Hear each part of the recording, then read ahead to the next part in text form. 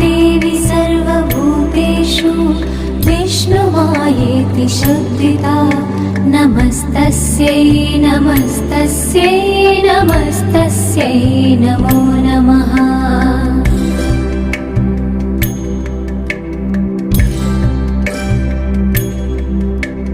या देवी सर्वभूतेषु चेतनेत्यभिधीयते नमस्तस्यै नमस्तस्यै नमस्तस्यै नमो नमः।